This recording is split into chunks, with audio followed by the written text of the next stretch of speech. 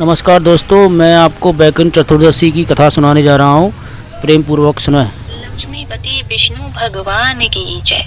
प्रिय भक्तों, बैकुंठ की अभिलाषा रखने वाले भक्तों के लिए कल का दिन अर्थात 25 नवंबर बड़ा ही दुर्लभ तथा विशेष है। इस दिन खुल रहा है स्वर्ग का द्वार। कार्तिक माह के शुक्ल पक्ष की चतुर्दशी तिथि को बैकुंठ चतुर्दशी या बैकुंठ चौदस कहते हैं। इस दिन भगवान विष्णु के साथ भगवान शिव की पूजा की जाती है। इस वर्ष बैकुंठ चतुर्दशी 25 नवंबर 2023 को आ रही है। भगवान विष्णु की कृपा पाने के लिए जो भी व्यक्ति बैकुंठ चतुर्दशी पर उनकी पूजा करता है उसे स्वर्ग प्राप्त होता है। मृत्यु के बाद जीवात्मा को बैकुंठ में स्थान मिलता है।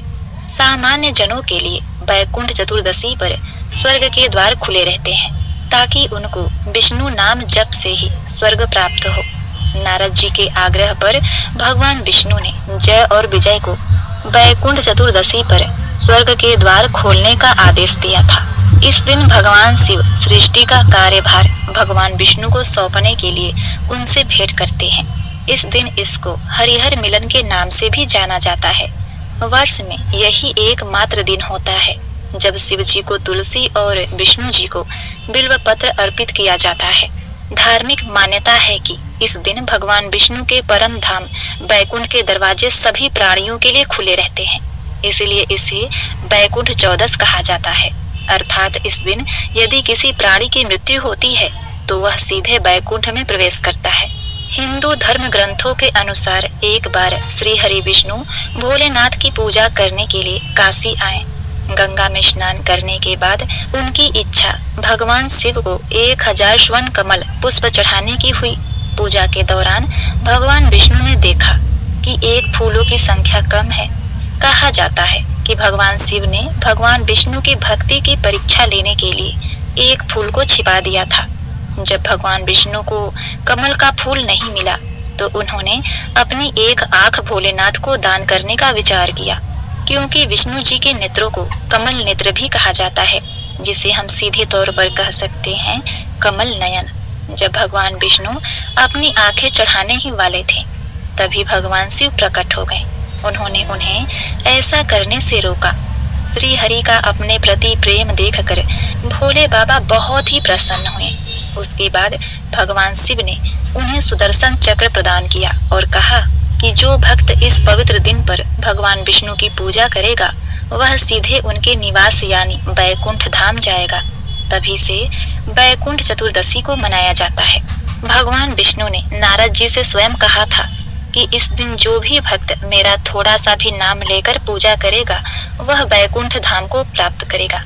तो प्रिय भक्तगणों, आप भी इस शुभ अवसर का लाभ अवश्य उठाएं और अपने जीवन को आनंदमय और सुखमय बनाते हुए अंत काल में बैकुंठ की प्राप्ति के लिए मार्ग प्रशस्त करें। इस वर्ष बैकुंठ चतुर्दशी के दिन रवि योग का निर्माण हो रहा है। उस दिन रवि योग दोपहर में 2:56 से शुरू हो रहा है। यह योग अगले दिन सुबह 6:52 तक मान्य है। हिंदू वैदिक पंचांग के अनुसार 25 नवंबर दिन शनिवार को शाम 5:22 से कार्तिक माह के शुक्ल पक्ष की चतुर्दशी तिथि आरंभ हो रही है, जो 26 नवंबर को रविवार के दिन दोपहर 3:53 तक रहेगी। इस वर्ष बैकुंठ चतुर्दशी 25 नवंबर शनिवार को है। बैकुंठ चतुर्दशी के दिन शुभ समय या अभिजीत मुहूर्त सुबह 11:47 से दोपहर 12:29 तक है।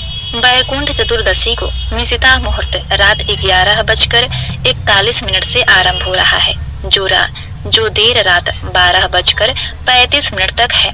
इसी निशिता मुहूर्त में बैकुंठ चतुर्दशी की पूजा की जाती है, जो मध्य रात्रि में होती है। और दिन की बात करें तो दिन में शुभ उत्तम मुहूर्त 8:10 से लेकर 9:30 तक है। 25 नवंबर सूर्योदय का समय 6:51, सूर्यास्त शाम 5:36 पर है। अमृत काल सुबह 8:03 से लेकर 9:35 तक है। राहु काल सुबह 9 बजे से लेकर 10:30 तक रहेगा और प्रदोष काल का समय शाम 4:51 से लेकर 6:21 तक रहेगा। इस दिन सुबह जल्दी उठकर स्नान करें, घर और पूजा मंदिर को अच्छी तरह साफ करें। यह एकमात्र दिन है जब भगवान शिव तुलसी के पत्ते को स्वीकार करते हैं। साथ ही भगवान श्री हरि विष्णु की बेल के पत्तों और कमल के फूलों से पूजा की जाती है। भगवान शिव और विष्णु जी को गोपी चंदन का तिलक लगाएं, घी का दीपक जलाएं, फल और मिठाई अर्पित करें, महामृत्युंजय मंत्र और विष्णु सहस्त्र नाम का पाठ करें। इस दिन उपवास करने वाले भक्त फलों का सेवन कर सकते हैं। ब्राह्मणों को भोजन और वस्त्र दान दें। इस दिन गंगा नदी में स्नान अवश्य करें। अगर आपको गंगा नदी में स्नान करना संभव नहीं हो पा रहा है तो आप गंगा जल को नहाने के पानी में थोड़ा सा मिलाकर उससे स्नान कर लें। ये हरिहर के मिलन का दिन है। यह खास दिन पर शिव जी को तुलसी दल और विष्णु जी को बेलपत्र जरूर चढ़ाएं। इससे तरक्की में आ रही बाधाएं समाप्त हो जाती हैं। मान्यता है कि वैकुंठ चतुर्दशी के दिन जो लोग 1000 कमल के फूलों से विष्णु जी की पूजा करते हैं उन्हें स्वर्ग में स्थान मिलता है। वैकुंठ चतुर्दशी पर ओम वासुदेवाय नमः मंत्र का 108 बार जाप करें। श्री हरि की पूजा करें, इससे धन लाभ मिलता है, घर में बरकत आती है। तंगी से जूझ रहे हैं, सुख समृद्धि छिन गई है तो वैकुंठ चतुर्दशी पर पीले रंग के कपड़े में 5 हल्दी की गांठ, 1 चांदी या कोई भी सिक्का और 1 पीले रंग की कौड़ी रखकर उस कपड़े में गांठ लगाकर पोटली बना लें। अब भगवान विष्णु की विधिवत पूजा करें। पूजा के बाद उस पोटली को अपने घर के मंदिर में ही रखे रहने दें।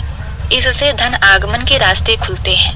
प्रिय भक्तों, उम्मीद करती हूँ मेरी यह जानकारी आपको बेहद ही पसंद आई होगी। अगर आपको हमारी यह जानकारी पसंद आई है तो आप हमारे चैनल को लाइक शेयर सब्सक्राइब अवश्य करिएगा और कमेंट में जय भोलेनाथ अवश्य लिखिएगा। आपका जीवन मंगलमय और सुखमय रहे, इसी कामना के साथ आपसे विदा लेते हैं। मिलते हैं नेक्स्ट वीडियो में। तब तक